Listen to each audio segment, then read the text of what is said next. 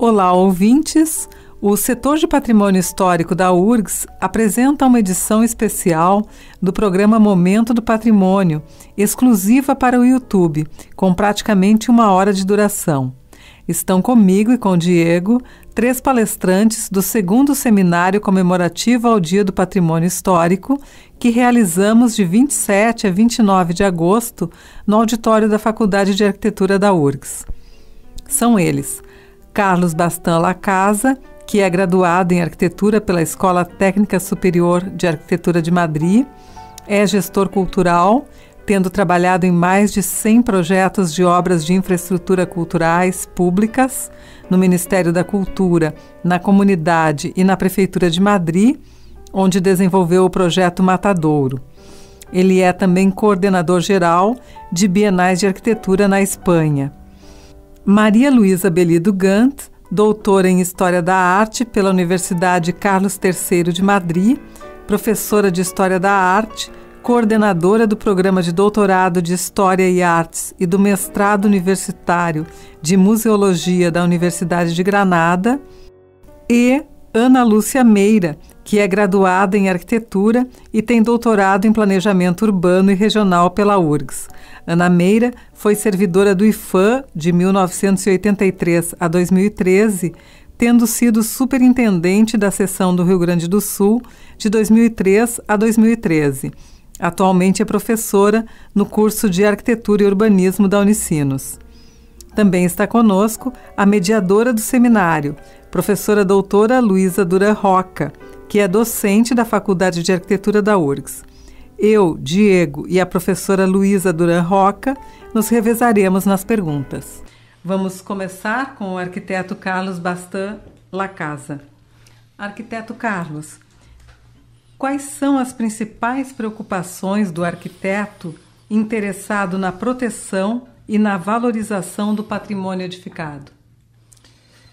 Podríamos considerar que el patrimonio está constituido por bienes culturales que han sido heredados por las anteriores generaciones y que las hemos recibido a lo largo del tiempo.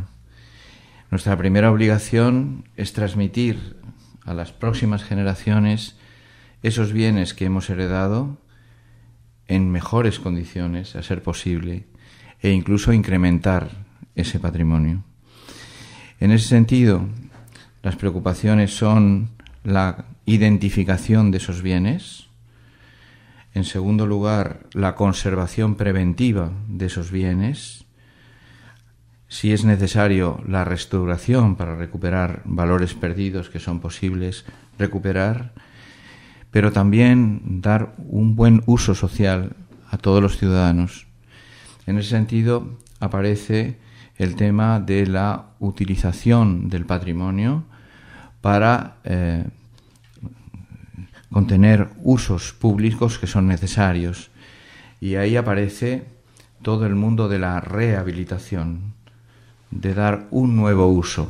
La palabra rehabilitación en castellano, en español, tiene 2 acepciones. Una es dar un nuevo uso y otra es dar más dignidad. Esa doble labor de dar dignidad, quizá la dignidad perdida del patrimonio que hemos heredado, y dar un uso socialmente útil y necesario, es una de las preocupaciones. Pero también todo eso tiene que estar seguido de la gestión. Si nosotros conservamos bien el patrimonio y lo identificamos, si nosotros lo conservamos, si lo restauramos, si lo rehabilitamos, y en la rehabilitación incluso podemos añadir de una manera cuidadosa valores de la arquitectura del presente. Y en ese sentido ya no es solamente que transmitimos los valores del pasado, transmitimos los valores del pasado añadiendo otros del presente, para que a su vez en el futuro esos valores dobles sigan ese mismo proceso. Pero es muy importante que para que el público, los ciudadanos, lo puedan disfrutar, en el doble sentido simplemente de contemplarlo, pero también de usarlo, sobre todo el patrimonio arquitectónico no es para verlo, el patrimonio arquitectónico es para vivirlo. Si es así, es muy importante cómo se gestiona, para que llegue también al público, digamos, ese bien cultural rehabilitado. Esa ha sido la trayectoria más interesante que ha sucedido en España, sobre todo desde los años 80, que España, digamos, que necesitaba de todo tipo de servicios al público, necesitaba nuevos museos, nuevos centros culturales, nuevas bibliotecas, incluso nuevos hospitales, etcétera. Una parte de ello se vio que se podía albergar en edificios del pasado, y de esa manera se ha conseguido no solamente conservarlo, sino al mismo tiempo que resuelva problemas, carencias que antes se tenían. Arquiteto Carlos, o Matadouro de Madrid é o tema da sua palestra no nosso seminário. No que consiste esse projeto e quais os aspectos que marcam o processo de gestão dele? Continuando con estas mismas ideas, en realidad lo que se ha hecho en Matadouro Madrid es intentar que las ideas que he explicado antes se llevaran a cabo. Matadouro Madrid está ubicado en un antiguo matadero, como su palabra indica, que se creó a partir de 1910, que ahora mismo está considerado patrimonio industrial. Quizá hace 50 años no hubiera sido considerado patrimonio, pero el concepto de patrimonio es cambiante y es extensivo. Entonces ahora sabemos que eso es patrimonio y que puede y debe ser no solamente conservado, sino rehabilitado. Es un complejo muy grande, está en 14 hectáreas, tiene en total 85.000 metros cuadrados, es una arquitectura de pabellones y se fue quedando sin uso. En el año 2003, cuando llegó el equipo al ayuntamiento al cual yo pertenecí, vimos que era muy importante no solamente conservarlo, sino darle un uso útil para la ciudad y conectarlo además con un gran proyecto urbano de transformación, que era la transformación del río, de manera que se convertía en un proyecto estratégico, no solamente desde el punto de vista de la restauración o la rehabilitación de patrimonio, sino incluso de cómo ayudar a la cohesión social de una zona que era en cierto modo deprimida. De manera que se concibió el proyecto también al servicio de lo que se pensaba en ese momento que Madrid necesitaba, de lo que carecía en el campo de la cultura. Madrid había alcanzado un nivel importante en el campo de las instituciones de conservación, tenía grandes museos, tenía una red de bibliotecas muy importante, había grandes espacios de exhibición, pero Madrid no tenía espacios de apoyo a la creación, no tenía espacios para ayudar a los creadores de todo tipo. Y pensamos que era posible, digamos, al mismo tiempo que se conservaba, se restauraba y se rehabilitaba este complejo, era posible dotar a la ciudad de algo que carecía, en el cual no solamente estaría al servicio de todos los ciudadanos, por supuesto, sería un centro cultural metropolitano dedicado a la creación y, por lo tanto, que también estuviera al servicio de los creadores, de los diferentes creadores de la ciudad. Ese fue el proyecto. Y los aspectos más relevantes han sido también que se ha considerado como un lugar de experimentación en todos los sentidos y, entre otros, también de nuevas formas de gestión, de gestiones de formas diferentes, menos burocráticas, más ágiles, incluso que puede permitir obtener recursos para que, sin estar en contra de los principios de la cultura pública, para que no todo dependa de los impuestos de los ciudadanos, para que dependa menos de los impuestos de los ciudadanos. En ese sentido, ha sido una arquitectura, es una forma de trabajar en la arquitectura más barata. Hemos trabajado con una estética industrial que no necesita materiales ni acabados caros. Hemos trabajado con un sistema muy flexible, de manera que sea el propio uso el que vaya conformando en parte la arquitectura. Y lo más satisfactorio de la actuación es que se ha conseguido culminar en un tiempo bastante rápido, porque se ha hecho en menos de 8 años, se ha conectado con el río y hoy en día la mayor parte de los creadores de Madrid consideran que eso es su espacio y los ciudadanos saben que es su espacio, y el año pasado creo que hubo más de 700.000 visitantes.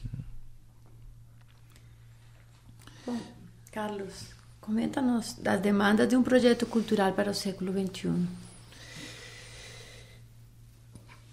Creo que, en cierto modo, sería que todo proyecto cultural pensara siempre, por un lado, en el aspecto patrimonial, es decir, que por un lado, o bien, digamos, que todo proyecto cultural que se asienta físicamente, que bajo ningún concepto degrade ni deteriore el patrimonio que se ha heredado, si es así, pero por otro lado, el que aporte patrimonio de futuro.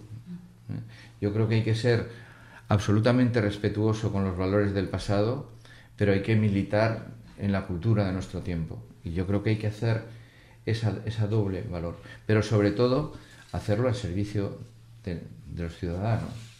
Y cuando estás en la ciudad, al servicio de la ciudad y de los ciudadanos. Abrirlos a todos y encontrar unas nuevas maneras participativas, de manera que el ciudadano realmente sienta que ese patrimonio es suyo, no es una frase hecha, es que realmente sea suyo. Es suyo porque está hecho con dinero público, es suyo porque son bienes que son de todos, y ese sentido, digamos, de la participación, me parece que la preocupación por la participación, por encontrar nuevas formas de participación, me parece que es una de las características especiales de los últimos años, al mismo tiempo que el concepto de sostenibilidad en un sentido muy amplio. Muchas veces cuando se habla de sostenibilidad parece que estamos pensando de que lo que hacemos necesite poca energía. Sí, pero al mismo tiempo que sea sostenible económicamente. Las instituciones culturales públicas son muy caras de mantener, requieren de muchos recursos de los ciudadanos, requieren de muchos impuestos de los ciudadanos. Cada vez vamos haciendo más infraestructuras y cada vez, digamos, esas infraestructuras demandan más dinero público, y esto es limitado. Yo creo que tenemos que tener una mentalidad también distinta de cómo esto puede conseguir recursos, pero sin traicionar los principios de la cultura pública, no de cualquier manera, ¿no? Hay maneras de conseguir esto, ¿no? Muchas veces lo que tiene, al hacer estas actuaciones, como por ejemplo la de Matadero, lo que se consiguen son espacios que a veces tienen un valor grande. Pues esos espacios se pueden ofrecer, digamos, se puede ofrecer espacio durante un tiempo a cambio de un dinero, para que ese dinero de alguna manera revierta y haga que dependa menos, digamos, de los impuestos de los ciudadanos. Creo que ese es uno de los grandes retos, es decir, que cuando se crean en el siglo XVIII las grandes infraestructuras, las grandes instituciones culturales, los museos públicos, las bibliotecas públicas, cuando luego aparecen, digamos, el tema de los centros culturales públicos, digamos, ese enunciado ahora ha inundado el mundo, ¿no? El mundo está lleno de grandes museos, está lleno de centros culturales, está de bibliotecas. Cada vez consideramos que hay que hacer más, es insuficiente, pero todo eso requiere para cumplir su misión de un dinero público que sale de los impuestos. Y realmente el encontrar el equilibrio ahí, evidentemente estas instituciones siempre van a necesitar dinero público, pero el cómo eso se gestiona para que no sea una carga demasiado pesada para el Estado, yo creo que es otro de los retos de este principio del siglo XXI. Agora passaremos às perguntas para a professora Maria Luísa Belido Gant. Professora, quais são os desafios dos museus e dos espaços expositivos neste momento? La verdad que se trata de una pregunta muy amplia, porque los desafíos, ¿desde qué punto de vista?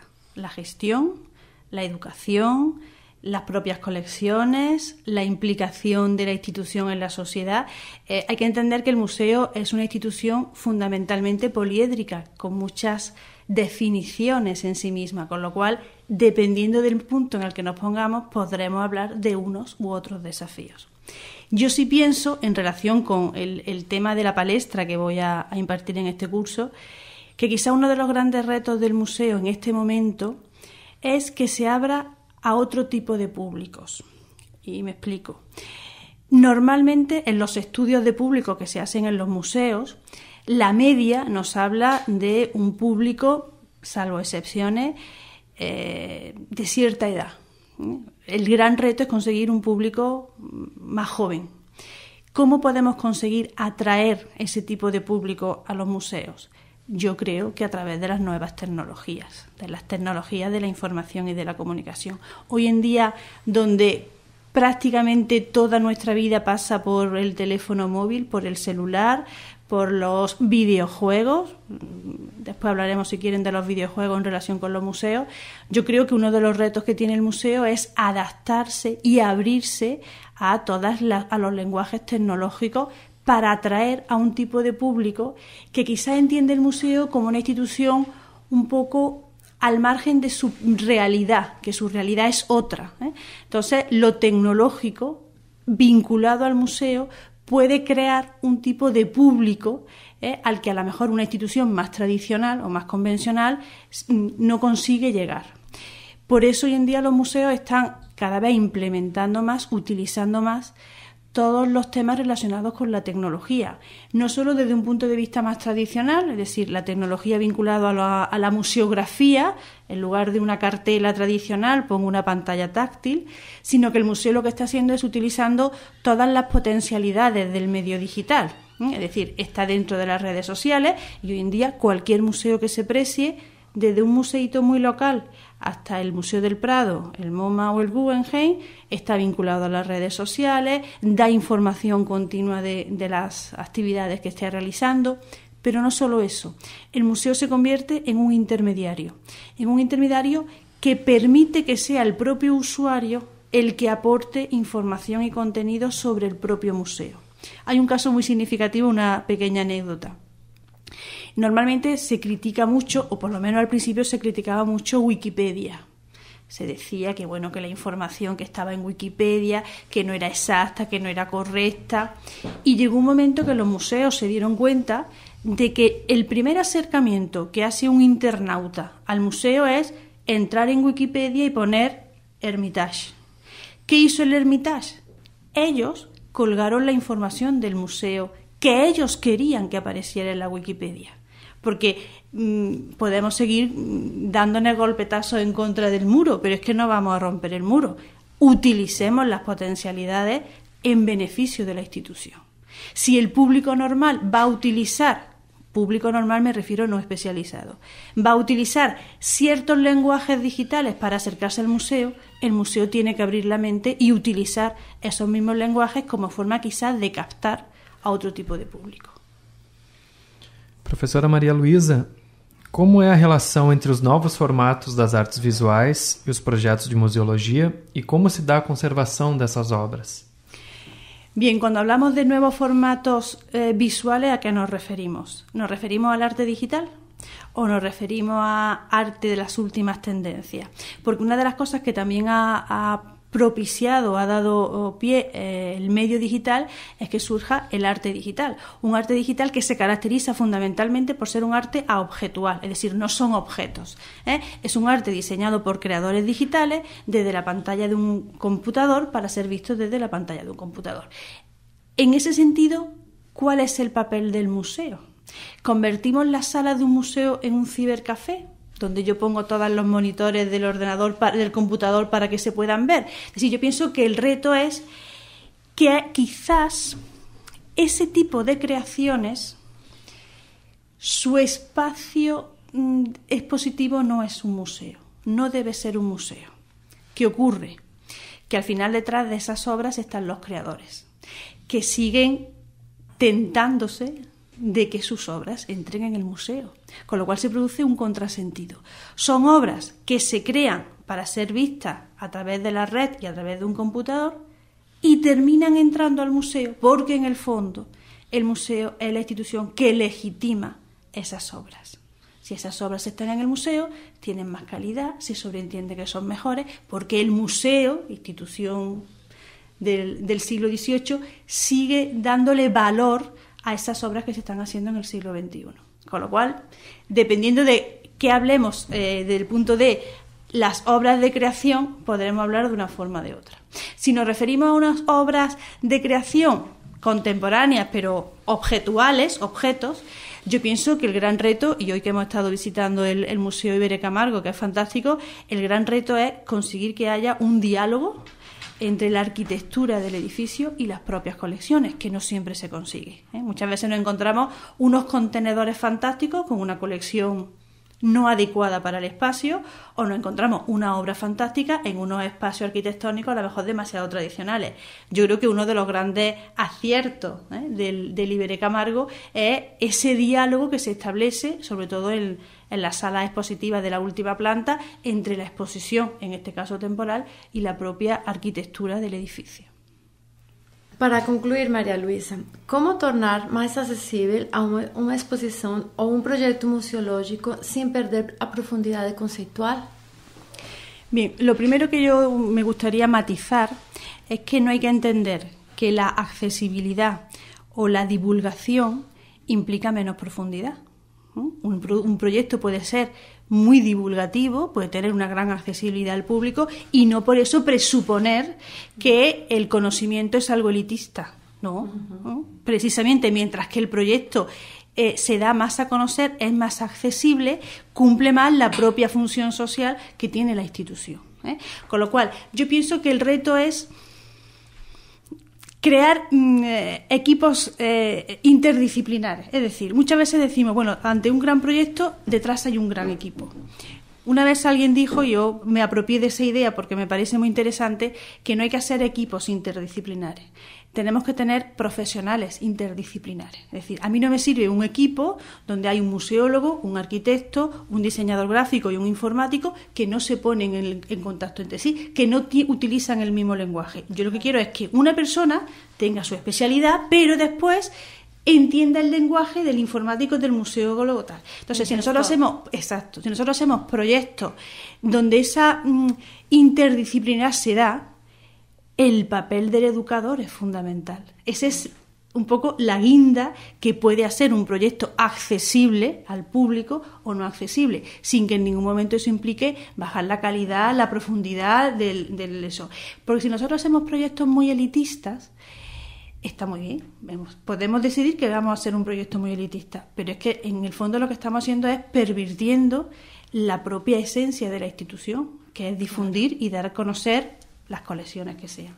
Con lo cual, la divulgación me parece fundamental. Hay otra parte de la pregunta que es otro tipo de accesibilidades. Las accesibilidades, por ejemplo, motoras, ¿no? Cada vez más los arquitectos son más sensibles a esas otras formas de accesibilidad y se intenta evitar dentro de lo posible las barreras arquitectónicas. Es cierto que se está haciendo bastante mucho más delicado con ciertas falta de accesibilidades físicas, es decir, una persona que va en una silla de ruedas o que va con unas muletas. Hay otro tipo de discapacidades que normalmente son mucho más difíciles, que son las discapacidades de carácter psicológico. Claro. Es decir, cómo acercas. Hay programas específicos, por ejemplo, para acercar el arte a personas con problemas de autismo. Entonces, ese tipo de accesibilidades también son otro de los grandes retos. Por eso mi primera pregunta era de qué retos hablamos, de retos funcionales, educativos.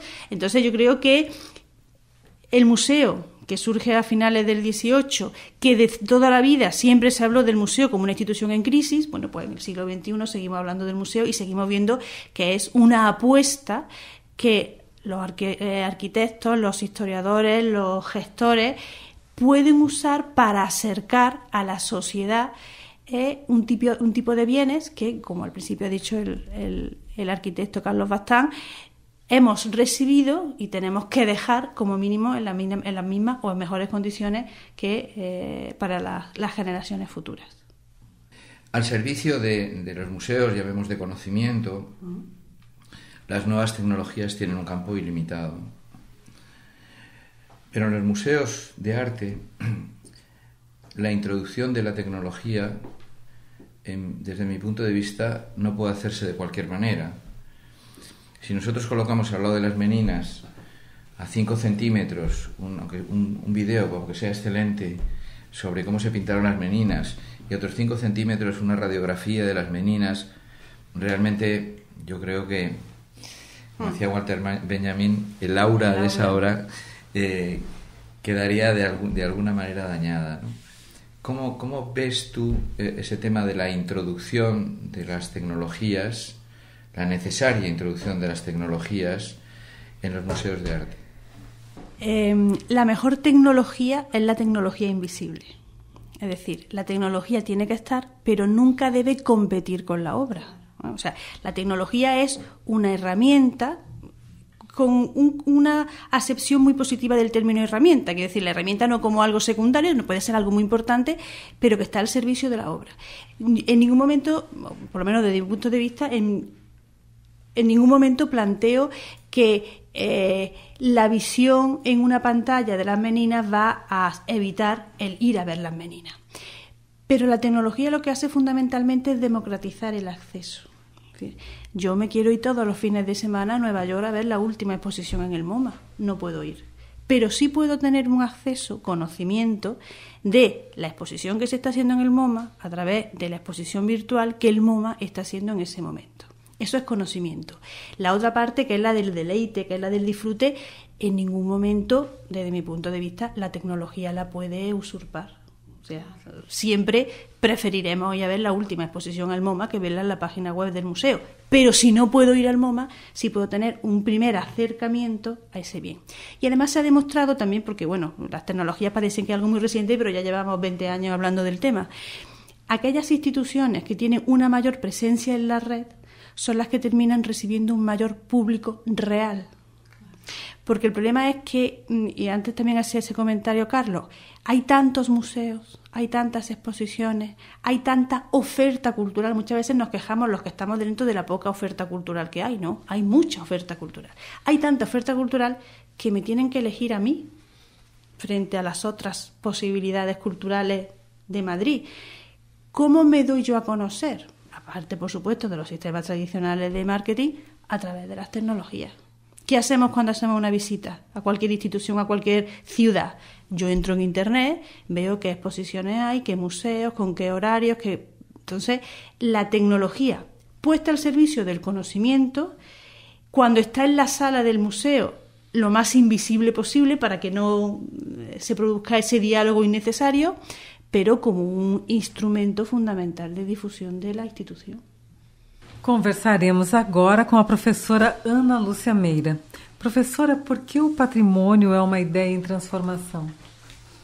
O patrimônio é um universo de bens que a sociedade foram escolhidos pela sociedade, foram dotados de significado, né, a partir de valores que a sociedade em determinado lugar, em determinado estágio, né, do seu desenvolvimento, pôde usufruir, pôde dotar, pôde atribuir a esses bens.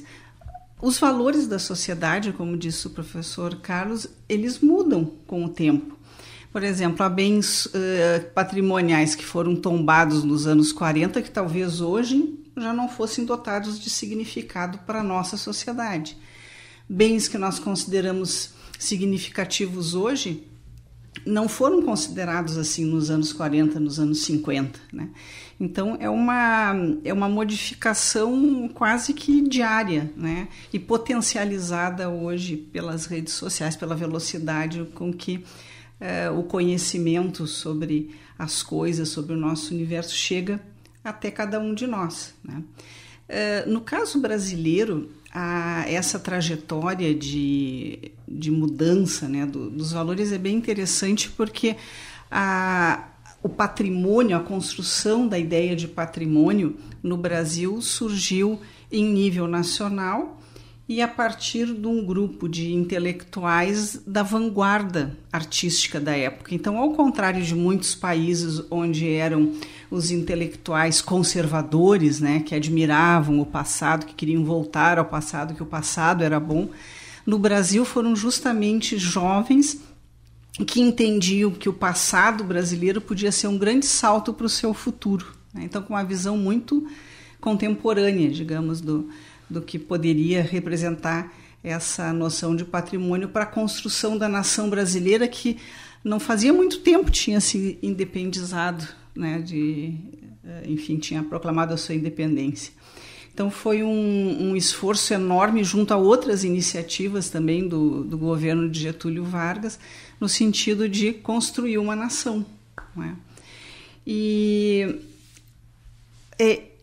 ao longo do tempo, nós percebemos que valores que eram muito incidentes nos anos 30, 40 e 50, por exemplo, o valor histórico, o valor artístico, ao longo do tempo, particularmente aqui na região sul do Brasil, sofreram uma inflexão grande. Nos anos 70, por exemplo, que Porto Alegre é uma das primeiras cidades a convocar um conselho de patrimônio histórico e cultural, a ter uma lei de tombamento municipal, foi o segundo município no Brasil que teve lei de tombamento municipal, a inserir no plano diretor diretrizes relativas à preservação do seu patrimônio. A prefeitura estuda nessa época e estabelece uma série de outros valores que são relevantes também nessas escolhas que a cidade faz, que a sociedade faz sobre o seu legado.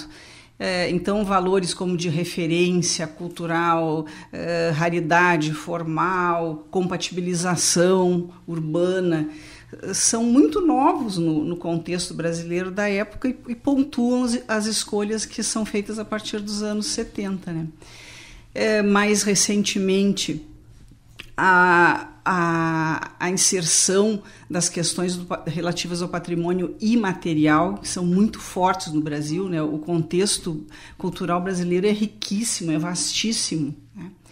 E aí novos valores também se impõem. E hoje em dia, falando em paisagem cultural, por exemplo, então, o mundo é o patrimônio. Então, se ampliou muito esse conceito, colocando até um pouco de dificuldade aos órgãos de preservação para legitimar, né, aquilo que o Estado vem a considerar enquanto patrimônio oficialmente. Professora, e dentro desse contexto que a senhora está falando, de novas perspectivas, quais são os elementos que compõem essa ideia de patrimônio cultural no Brasil hoje? O que está inserido dentro disso? Hoje, as ações mais contemporâneas, mais novas, se voltam ao patrimônio imaterial de enormes grupos sociais, né? Desde a capoeira, a maneira de fazer o acarajé, aqui no Rio Grande do Sul, a maneira de fazer na região doceira de Pelotas, o patrimônio dos negros relacionados ao massacre de Porongos, dos índios Mibiá-Guarani em relação às ruínas de São Miguel das Missões, as lidas campeiras, que estão desaparecendo também, né, na nossa campanha, no Pampa. É um universo muito grande, muito complexo, que envolve questões que estão fora da governabilidade dos órgãos de patrimônio, inclusive, né? Eu acho que essa é uma grande dificuldade, essa enorme dimensão que atingiu, né, o conceito hoje em dia, né? Paisagem cultural, que é um conceito formatado no IPHAN aí por volta de 2006, 2007, né? Muito novo também. Até hoje estamos aprendendo a lidar com esse conceito. Eu acho que a velocidade com que a sociedade também trabalha, pensa, interage hoje é um desafio enorme particularmente aí para as instituições, porque elas não têm essa agilidade, né?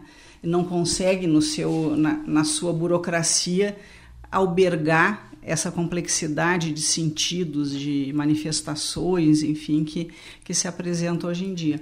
Então, são desafios interessantíssimos, né, que todos nós, principalmente aqueles que trabalham com a preservação do patrimônio, têm que aprender, têm muito a aprender. Bom, Ana, então, para finalizar, o que já comentaste, em relação a essa ampliação do conceito de patrimônio, quais são as maiores dificuldades para lidar com essa diversidade de sentidos? Bom, eu acho que mais do que dificuldades são desafios, né? No caso de Porto Alegre mesmo, nós observamos, assim, nos últimos 6, 7 anos, a quantidade de associações civis que surgiram na defesa do patrimônio cultural dos bairros da cidade, por exemplo. Né? Isso já nos anos 90 se via no orçamento participativo, na administração popular em Porto Alegre, né, que projetou Porto Alegre. O orçamento participativo é conhecido internacionalmente, né? Eu gostava de assistir às reuniões do orçamento nos bairros e era impressionante como se via surgir demandas em relação ao patrimônio cultural de bairros que a gente não imaginava que estivessem preocupados, porque normalmente a academia acha que as pessoas não estão conscientes para o seu patrimônio. Por quê? Simplesmente porque o repertório que um escolhe é diferente do que o que o outro escolhe. Então, nos bairros, as pessoas sabiam escolher também com base nos seus valores aquilo que dizia respeito aos bairros e que era importante para os bairros, que muitas vezes não era reconhecido pela prefeitura, enquanto administração, por exemplo. Eu me lembro que na época do orçamento participativo, muitas demandas de memória dos bairros para contar a história oral, registrar a história oral de bairros recentes, muitas vezes, eram demandas prioritárias, mais do que saúde, mais do que educação. Né? Então, era uma vontade assim, de registrar sua história, de contar a sua história, de dizer, olha, nós também temos raízes, nós também temos referências culturais, nós também moramos em Porto Alegre, nos importamos com isso. Né? Eu assisti demandas que eu acho, para quem trabalha em patrimônio, emocionantes, assim, de bairros da cidade abrindo mão do seu orçamento para restaurar bens no centro da cidade, em outro bairro. Né? Então, as pessoas têm uma consciência muito grande do que sejam essas referências. Né? Só que muitas vezes elas não são legitimadas porque há um entendimento diferente, né? Há outros valores por parte das administrações. E também a sociedade civil se organizou em muitas associações em Porto Alegre, particularmente. Nós temos o Petrópolis Vive, o Moinhos Vive, Porto Alegre Vive, Zona Sul Vive, tem, eu acho que uns 16 ou 17 algum bairro vive ou algum lugar vive. Né? E eles fazem um trabalho que é fantástico, assim, de chamar atenção para determinados bens ou para o complexo urbano ou para conjuntos ou para lugares nos seus bairros, né? E muitas vezes eles se colocam, já ouvi várias vezes verbalizarem isso, como fazendo um trabalho que a prefeitura e que os seus representantes não estão fazendo por eles. Né? Então, uma questão até interessante da democracia representativa que não está atendendo determinadas demandas, né, por parte desses bairros. E eles vão para a rua e fazem, se colocam na frente das máquinas e pintam no chão as áreas de interesse cultural, os limites que os vereadores não têm coragem de assumir até hoje, né? Então, eu acho que é muito interessante. Para o poder público é complicado essa diversidade, essa complexidade, né? Essa rapidez com que essas coisas acontecem no meio da cidade, né? No meio urbano. Então, acho que isso é um grande desafio, mais do que uma dificuldade. Arquiteto Carlos, o senhor comentou que a comunidade se apropriou do Matadouro de Madrid, né? Mas eu gostaria de entender melhor, gostaria que o senhor explicitasse quais são as atividades específicas que são desenvolvidas pela comunidade dentro do Matadouro. Bueno, Carlos, Diego pregunta sobre la apropiación que la comunidad ha hecho del Matadero de Madrid. concretamente, ¿cuáles son las actividades que se han materializado, que se están realizando en ese espacio físico? Sí.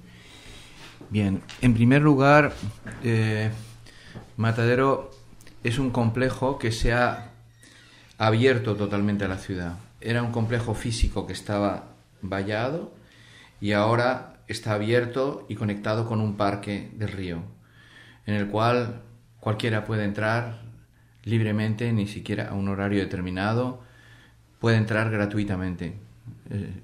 Por supuesto que hay todo tipo de elementos para que una persona con movilidad, baja movilidad, cualquier ciudadano en cualquier condición puede acceder a ese complejo y simplemente pasearlo, disfrutar, ir con sus niños, con sus amigos, pasearlo como un lugar especial, sin más, antes de tener ningún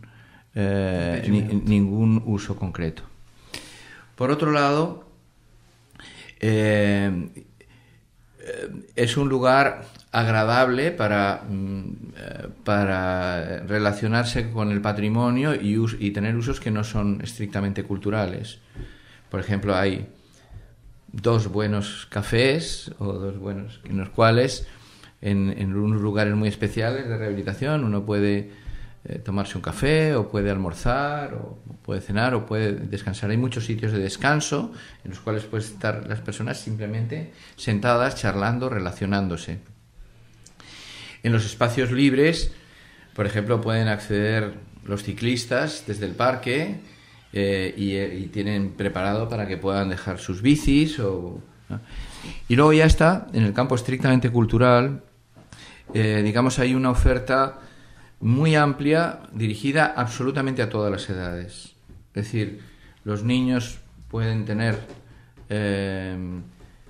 unos programas específicos y los adultos otros, con una estrategia también incluso de que puede ir cualquier persona que no tiene un alto nivel educativo, pero también puede ir el que tiene el máximo nivel educativo, incluso con una especie de tener programas para múltiples minorías, una multiplicidad de minorías, ¿no? Porque Matadero lo que intenta es tener instituciones ligadas a lo que antes podíamos considerar que eran distintas disciplinas artísticas, en los cuales hoy los límites son más distintos, pero digamos, hay un lugar para las artes escénicas, hay otro lugar para la música, hay otro lugar para el cine, hay otro lugar para el diseño, pero siempre con un sentido, con una voluntad de interdisciplinaridad, porque hoy en día quizá las manifestaciones artísticas más interesantes se producen en campos mixtos, ¿no? O sea, si uno habla de Bob Wilson, por ejemplo, Bob Wilson, ¿qué es? Bueno, Bob Wilson es arquitecto, pero también es escenógrafo, pero también es diseñador, pero lo que hace también es del campo de la coreografía, pero también de la música, pero también del teatro, pero también de la ópera, ¿no? Entonces muchas veces, digamos, las antiguas divisiones ya no son válidas. En ese sentido, una entidad que tiene muy interesante es una entidad que nos hemos inventado que se llama, en latín, Intermediae, que lo que hace es intermediar entre los artistas, el público y el Ayuntamiento de Madrid, ¿no? Es decir, está atento a lo que sucede y su misión es que sepa cualquier artista de Madrid que ellos son sus amigos, sus aliados y que pueden ayudarles a lo que necesiten. Nos inventamos una convocatoria de ayuda a la creación que era absolutamente libre. Cualquier creador de cualquier disciplina podía pedir lo que quisiera. Y luego ya veíamos lo que podíamos darles. Entre otras cosas, para saber lo que necesitaba la comunidad artística, porque muchas veces cuando estás en la administración, y eso seguramente Ana María lo sabe, muchas veces te vienen a pedir, pero no sabes si lo que te está pidiendo ese señor es una necesidad general o es de él nada más, ¿no? Entonces, al hacer esta convocatoria, también empezamos a ver qué demandas había, ¿no? Y eso nos sirvió para ir conformando. Entonces, lo más interesante es que es una infraestructura cambiante, que es flexible y que se va adaptando según se necesite, ¿no? Entonces, todo ese conjunto, lo que decíamos era del primer momento, era que las instituciones que había allí, el mandato que tenían nuestro, desde el ayuntamiento, era que evidentemente estuvieran atentos a lo que sucedía en Nueva York, en Berlín, en Tokio, etcétera, pero también a lo que pasaba al otro lado de la calle. Y que era interesante, era muy importante que les interesara a cualquier gran gestor cultural o cualquier artista de cualquier institución de alto nivel, pero nos interesaba muchísimo lo que decía el vecino del otro lado de la calle y cómo el vecino podía ir con los niños y a lo mejor en la casa del lector pudiera tener un cuentacuentos maravilloso o estar relacionado en otro lugar con un artista contemporáneo que trabajaba para ellos. Un programa verdaderamente maravilloso que hay en Matadero es de una asociación que se llama Debajo del Sombrero, que trabaja con personas con unas minusvalías límite, ¿no? Psicológicas o físicas, y cómo a través de la creación del trabajo artístico se puede hacer que esas personas realmente se eleven, ¿no? Y incluso tengan casi una cierta curación al ver cómo lo que son capaces de hacer con sus capacidades disminuidas, ¿no? Es un poco eso lo que está sucediendo. Y desde el punto de vista arquitectónico ha sido muy interesante porque, digamos, yo creo que hay un tema incluso filosóficamente muy interesante, ¿no? de debatir, ¿no? Que es ese tema de los supuestos contrarios, ¿no? Es decir, que, por ejemplo, la igualdad y la diferencia, o la unidad y la diversidad, ¿no? Muchas veces decimos, ¿tenemos derecho a la igualdad? Sí, pero también tenemos derecho a la diversidad. Sí. Lo importante es en qué debemos perseguir la unidad, en qué la diversidad. Ahí Matadero es muy grande y tiene que ser unitario, tiene que la gente ver que eso, a pesar de ser grande, es una cosa, es Matadero. Pero esa unidad ya estaba, que era la de la arquitectura. Entonces lo que dijimos es, la arquitectura que va a haber es la del pasado. Los arquitectos tienen prohibido hacer una nueva arquitectura expresiva porque el espacio que tenemos es suficiente y si cada uno vamos haciendo una nueva arquitectura muy expresiva, rompemos esa unidad. Pero sin embargo, interiormente, cada arquitecto sí puede trabajar de manera diversa. Y Matadero es un proyecto muy colectivo, hemos trabajado ahí, entre los arquitectos gestores y los arquitectos que han creado 26 o 27 arquitectos diferentes. Entonces esa cuestión, al estar en una arquitectura que es unitaria, pero incluir dentro distintas entidades con distintas necesidades y con creadores o con arquitectos distintos, se consigue o se intenta a la vez que eso sea unitario, pero eso que sea diverso, ¿no? Professora Maria Luísa, a senhora comentou sobre o desafio de atrair um público para os museus e manter o interesse desse público pelos museus. Nesse sentido, eu creio que as ações de educação patrimonial têm um papel fundamental. Como é que a senhora julga as ações de educação patrimonial que a senhora conhece? Contexto espanhol, talvez? El final no lo he entendido. El final de la pregunta no lo he entendido. ¿Cómo juzgas las acciones que están aconteciendo en el contexto español? En este momento, a nivel de educación. Momento, sí. Bien, yo pienso que desde la década finales de los 80, principios de los 90, los departamentos de educación en los museos españoles han crecido extraordinariamente.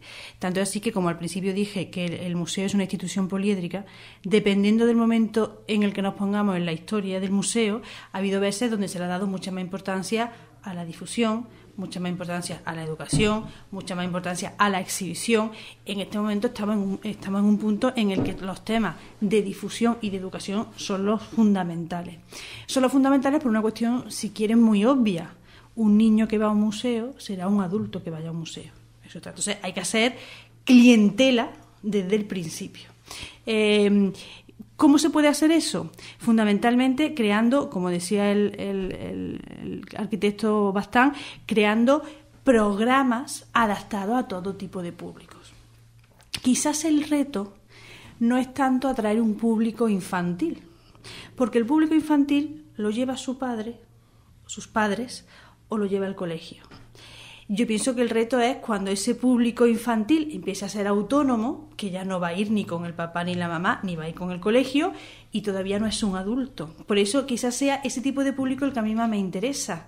Y por eso yo hacía tanto hincapié en el tema tecnológico, porque hoy en día, lo sabemos, nos guste o no nos guste, la gente desde los 10 hasta los 17 años que están con las tecnologías y que se comunican a través de las tecnologías, si la forma que yo tengo como institución de acercarme a ellos es a través de colgarle en Facebook la fotografía de todas las exposiciones que se están haciendo en mi museo, yo lo voy a hacer. O sea, entonces yo como institución es lo que pretendo, porque quizás sea la forma de conseguir atraer a ese público. Al principio yo hablaba del tema de los videojuegos. El videojuego como creación artística, que ya en este momento hay un sector de la historia del arte que está entendiendo el videojuego no exclusivamente como un tema mercantil, no entender el videojuego solo como algo violento, que es lo que normalmente pensamos, sino que también hay videojuegos interactivos, hay videojuegos creativos. Ya hay museos que están apostando por diseñar videojuegos porque es un lenguaje que entiende el público joven para atraerlo a la institución. Entonces yo creo que ese tipo de educación flexible, de la educación no formal, de la que tanto se habla ahora, es otro de los grandes retos del museo. Yo quería hacerle una pregunta, un comentario, ¿no? Porque se ha hecho de pasada un poquito referencia al patrimonio inmaterial, que es algo que me interesa mucho, ¿no? De cómo el concepto de patrimonio va creciendo, va ampliándose, y una de las líneas más claras de nuevo patrimonio es el patrimonio inmaterial. Yo creo que lo tecnológico se puede poner muy al servicio de la difusión y de la conservación del patrimonio inmaterial, porque uno de los grandes problemas es que ¿cómo musealizamos el patrimonio inmaterial? Si le damos al patrimonio inmaterial esa categoría, lo lógico es vincularlo a un museo. ¿Cómo musealizo el folclore? Termino convirtiendo el patrimonio inmaterial en patrimonio material, porque al final, ¿qué es lo que musealizo? Los trajes, los instrumentos. Entonces yo creo que lo tecnológico se puede poner al servicio de esa forma de conservación de ciertos tipos de patrimonios inmateriales. Não sei o que os parece. No Brasil se trabalha com um inventário de referências culturais que às vezes pode levar 2 anos, 3 anos, 4 anos, registrando por fotografias, por filmes, ou feitos ou por antropólogos ou pelas mesmas pessoas detentoras desses bens, mas com ênfase no que se chama de salvaguarda para as mesmas comunidades, né? Por exemplo, a salvaguarda do saber fazer a viola de coxo no Mato Grosso foi feita uma oficina com praticamente o último artesão que sabia fazer viola de coxo. Ele passou para os jovens, fizeram oficina, continuaram esse conhecimento juntos, e ele faleceu logo depois, né? Poderia ter aí desaparecido um saber fazer brasileiro importantíssimo de uma certa região. Mas com a oficina, outros jovens aprenderam qual é a estação, qual é a fase da lua, qual é a hora que se colhe a matéria-prima, como é que se falqueja a madeira para ir moldando a viola, né? Como é que se monta o instrumento, depois como é que se passa, como é que se distribui para o futuro, né? Para o uso das futuras gerações. E houve um caso interessante também aqui nas missões de São Miguel, onde o IFAM trabalhou 4 anos com antropólogos também, na questão do patrimônio imaterial dos Guarani, que vivem na aldeia, próximo lá a São Miguel. E, a partir daí, praticamente todo o Rio Grande do Sul e o restante do Brasil, por meio de um aporte do governo espanhol, da agência da AECID, Agência Espanhola de Cooperação Internacional, esse trabalho pôde alcançar os outros estados brasileiros.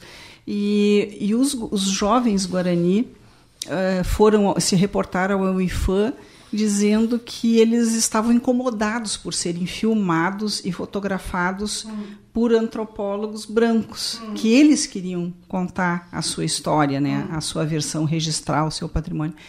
E o IFAM patrocinou 2 oficinas com uma ONG que se chama Vídeo nas Aldeias, que foi até São Miguel, capacitou os jovens e, bom, eles já participaram nos últimos 2 anos de festivais em Nova York, na Suíça, né, na Europa.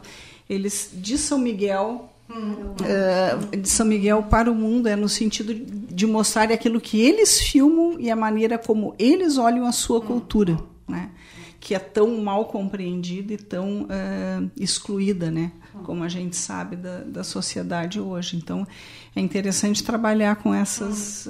e aí a questão da tecnologia pode vir, eles são super conectados, têm, né, trabalho com... né, tem a sua página, enfim. Então, eu acho que é bem interessante em muitos contextos para essa relação com a sociedade, sem dúvida. En última instancia, Ana, este es un caso de unión de contrastes, como comentaba o arquiteto Carlos Bastán, como ser igual y ser diferente al mismo tiempo. Os jovens guaranis están mostrando que hacen parte da cultura do mundo, mas también que son guaranis que tienen valores propios que tienen que mostrar para el mundo, ¿no? Bueno. En la legislación japonesa existe una figura que es la del tesoro vivo, que son personas que son la esencia de la memoria de una actividad. Entonces, un poco lo que tú planteabas, ¿no? Es que el último alfarero, cuando desaparezca, desaparecerá él y su técnica. Entonces hay que perpetuar, de alguna forma, proteger patrimonialmente a esas personas que son las que guardan la memoria de ciertas actividades que con ellos van a desaparecer. Bom, então nós vamos ter que encerrar essa conversa tão enriquecedora. Queremos agradecer, não é, Diego, a presença de todos vocês.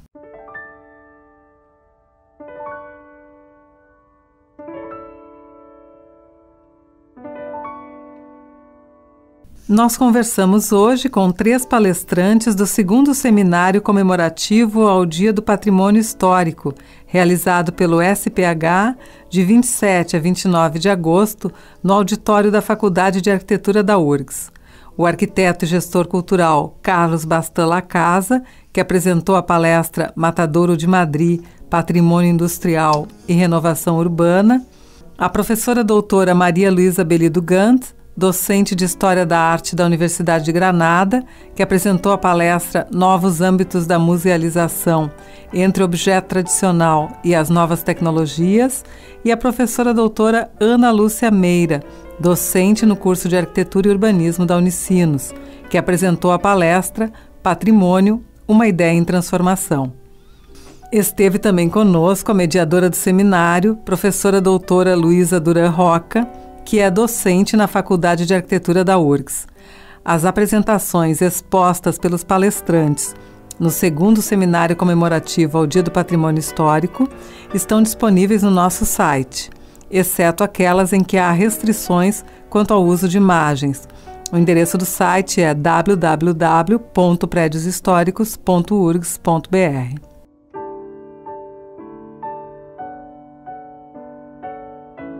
Momento do Patrimônio é uma realização do setor de patrimônio histórico da Superintendência de Infraestrutura da URGS.